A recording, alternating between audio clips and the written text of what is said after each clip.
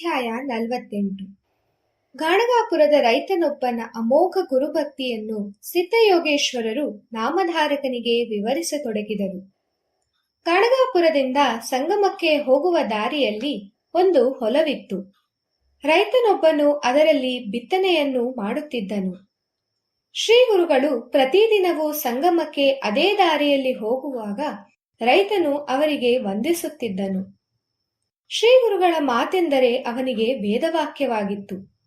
ಶ್ರೀಗುರುಗಳಲ್ಲಿ ಆತನಿಗೆ ಅಷ್ಟೊಂದು ಭಕ್ತಿ. ಪ್ರತಿನಿತ್ಯವೂ ಗುರುಗಳು ಬರುವವರೆಗೂ ಅವರ ದಾರಿ ಕಾಯುತ್ತಾ ನಿಂತು ಬಂದೊಡನೆ ನಮಸ್ಕರಿಸುತ್ತಾ ನಿಲ್ಲುತ್ತಿದ್ದ.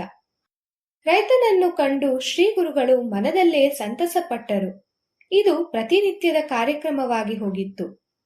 ಶ್ರೀಗುರುಗಳು ಒಮ್ಮೆ ಸಂಗಮಕ್ಕೆ ಹೋಗುತ್ತಿರುವಾಗ ಎಂದಿನಂತೆ ಅವರಿಗೆ ನಮಸ್ಕರಿಸಿದ ರೈತನು ಶ್ರೀಗುರುಗಳಿಗೆ ತನ್ನ ಹೊಲದಲ್ಲಿ ಬೆಳೆದ ಬೆಳೆಯನ್ನು ತೋರಿಸುತ್ತಾ, ಈ ಸಲ ಬೆಳೆ ಚೆನ್ನಾಗಿದೆ ಎಂದು ಹೇಳಿ ಅವರನ್ನು ಹೊಲದೊಳಗೆ ಕರೆದೊಯ್ದನು. ಶ್ರೀಗಳು ಬೆಳೆ ಚೆನ್ನಾಗಿದೆ ಎಂದ ಮೇಲೆ ಇನ್ನೇನು ಚಿಂತೆ ಎಂದು ಕೇಳಿದರು. ಆಗ ರೈತನು ಬೆಳೆ ಇನ್ನೂ ಹೆಚ್ಚು ಬಂದಿದ್ದರೆ ಚೆನ್ನಾಗಿತ್ತು ಎಂದನು. ಶ್ರೀಗುರುಗಳು ಅವನನ್ನು ಪರೀಕ್ಷಿಸಲು, ನಾವು ಈಗ ಸಂಗಮಕ್ಕೆ ಹೋಗುತ್ತಿದ್ದೇವೆ. ನಾವು ಹಿಂದೆ ಬರುವುದರೊಳಗೆ ಚೆನ್ನಾಗಿ ಬಂದಿರುವ ಈ ಬೆಳೆಯನ್ನು ಕುಯ್ದೆಯಾದರೆ ಹೆಚ್ಚು ಬೆಳೆಯುವುದು ಎಂದು ಹೇಳಿ ಹೊರಟು ಹೋದರು. ಶ್ರೀಗುರುಗಳ ಬಾಯಿಂದ ಆ ಮಾತು ಬಂದಿದ್ದೇ ತಡ ರೈತನು ಹಲವು ಜನರ ಆಳುಗಳೊಂದಿಗೆ ಬೆಳೆ ಕೊಯ್ಯಲು ಸಿದ್ಧನಾದನು. ಆತನ ಹೆಂಡತಿ, ಮಕ್ಕಳು, ಕೊನೆಗೆ ಗ್ರಾಮಾಧಿಕಾರಿ ಹಾಗೂ ಹೊಲದ ಒಡೆಯನನ್ನು ಸೇರಿದಂತೆ ಎಲ್ಲರೂ ಅವನನ್ನು ತಾನು ಮಾಡುತ್ತಿರುವುದು ತಪ್ಪೆಂದು, ಬೆಳೆ ಕೊಯ್ಯುವುದು ಬೇಡವೆಂದು ಹೇಳಿದರು. ಆದರೆ ರೈತನು ಹಠ ಬಿಡದೆ ಬೆಳೆಯನ್ನು ಕೊಯ್ದನು. ಹೀಗೆ ಶ್ರೀಗುರುಗಳು ಸಂಗಮದಿಂದ ಹಿಂತಿರುಗುವ ಸಮಯಕ್ಕೆ ಬೆಳೆಯನ್ನು ಕೊಯ್ದು ಮುಗಿಸಿದ್ದನು. ಶ್ರೀಗುರುಗಳು ಅಲ್ಲಿಗೆ ಬಂದೊಡನೆ ಆ ರೈತನು, ಸ್ವಾಮಿ, ತಾವು ಹೇಳಿದಂತೆ ಬೆಳೆಯನ್ನು ಕೊಯ್ದಿದ್ದೇನೆ ಎಂದು ಹೇಳಿದಾಗ ಶ್ರೀಗುರುಗಳು, ಮೂರ್ಖ ರೈತನೇ, ನಾವು ವಿನೋದಕ್ಕಾಗಿ ಹೇಳಿದರೆ ನೀನು ಹೀಗೆ ಬೆಳೆಯನ್ನು ಕೊಯ್ಯುವುದೇ? ಎಂತಹ ಕೆಲಸವನ್ನು ಮಾಡಿಬಿಟ್ಟೆ ಎಂದರು. ಆದರೆ ಬೇಸರಗೊಳ್ಳದೆ ಆ ರೈತನು, ಸ್ವಾಮಿ, ನಿಮ್ಮ ಮಾತುಗಳೇ ನನಗೆ ವೇದವಾಕ್ಯ ಎಂದನು. ಶ್ರೀಗುರುಗಳು ಅವನನ್ನು ಹರಿಸಿ ಶ್ರೀಮಠಕ್ಕೆ ಹಿಂತಿರುಗಿದರು. ಬೆಳೆ ಕೊಯ್ದ ರೈತನನ್ನು ಜನ ಬಾಯಿಗೆ ಬಂದಂತೆ ಆಡಿಕೊಳ್ಳುತ್ತಿದ್ದರು. ಕೆಲವರು ಅವನನ್ನು ಮೂರ್ಖನೆಂದು ಬೈದರು. ಇನ್ನು ಕೆಲವರು ಅವನನ್ನು ಹುಚ್ಚನೆಂದರು. ಹಲವರು ಗುರುವಾಕ್ಯ ಸುಳ್ಳಾಗದು ಎಂದರು. ಅವನ ಹೆಂಡತಿ ಮಕ್ಕಳು ಅವನನ್ನು ನಿಂದಿಸಿದರು. ಇದ್ಯಾವುದರಿಂದಲೂ ಆ ರೈತನು ವಿಚಲಿತನಾಗಲಿಲ್ಲ. ರೈತನು ಬೆಳೆ ಕೊಯ್ದು 8 ದಿನಗಳು ಕಳೆದವು.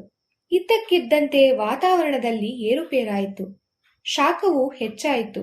ಹೆಚ್ಚಾದ ಶಾಖದ ಫಲವಾಗಿ ಸುತ್ತಮುತ್ತಲ ಗ್ರಾಮದ ಹೊಲಗಳಲ್ಲಿ ಪೈರುಗಳು ಒಣಗಿ ನಾಶವಾದವು. ಅದೇ ಸಮಯದಲ್ಲಿ ಅಗಾಧ ಮಳೆ ಸುರಿಯಿತು. ಭೂಮಿಯಲ್ಲಿ ನೀರು ಹರಿದು ಹೋಯಿತು.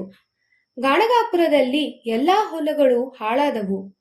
ಅದುವರೆಗೂ ಹುಚ್ಚನೆನಿಸಿಕೊಂಡ ರೈತನಿಗೆ ಮಳೆಯಿಂದಾಗಿ ಅನುಕೂಲವೇ ಆಯಿತು. ಬೆಳೆ ಕೊಯ್ದು ಹೊಲದಲ್ಲಿ ಹರಿದ ನೀರಿನಿಂದಾಗಿ ಬೆಳೆ ಸೊಂಪಾಗಿ ಚಿಗುರಿತು. ಪೈರು ದಿನದಿಂದ ದಿನಕ್ಕೆ ಸೊಂಪಾಗಿ ಬೆಳೆಯಿತು. ಕಡೆಗೊಂದು ದಿನ ತೆನೆಗಳಲ್ಲಿ ಕಾಳುಗಳು ಮೂಡಿ ನಿಂತವು. ಮುತ್ತಿನ ತೆನೆಯ ತೆರೆದಿ ತೂಗಾಡುತ್ತಾ ಅವು ನಿಂತದ್ದನ್ನು ಕಂಡು ರೈತನು ಬಂದ ಬೆಳೆಯನ್ನು ಕೊಯ್ದು ರಾಶಿ ಹಾಕಿ ಅದನ್ನು ಪೂಜಿಸಿದನು. ರೈತನು ಹೆಂಡತಿ, ಮಗನೊಂದಿಗೆ ಶ್ರೀಮಠಕ್ಕೆ ಹೋಗಿ ತನ್ನ ಬೆಳೆಯ ಬಗ್ಗೆ ಗುರುಗಳಿಗೆ ವರ್ಣಿಸಿ ಹೇಳಿದನು. ಶ್ರೀಗುರುಗಳು ಅವನನ್ನು ಹರಿಸಿದರು. ರೈತನು ಹೆಚ್ಚಾದ ಬೆಳೆಯನ್ನು ತೆಗೆದಿದ್ದರಿಂದ ಗ್ರಾಮಾಧಿಕಾರಿಗೆ ಸಲ್ಲಿಸಬೇಕಾದ ತೆರಿಗೆಯನ್ನು ಸಲ್ಲಿಸಿ ಹೊಲದ ಒಡೆಯನಿಗೆ ಎಂದಿಗಿಂತಲೂ ಹೆಚ್ಚಾಗಿ ಧಾನ್ಯವನ್ನು ನೀಡಿ ಬಡಬಗ್ಗರಿಗೆ ಧಾನ್ಯವನ್ನು ದಾನ ಮಾಡಿ ಉಳಿದ ಧಾನ್ಯವನ್ನು ತನ್ನ ಮನೆಗೆ ತೆಗೆದುಕೊಂಡು ಹೋದನು.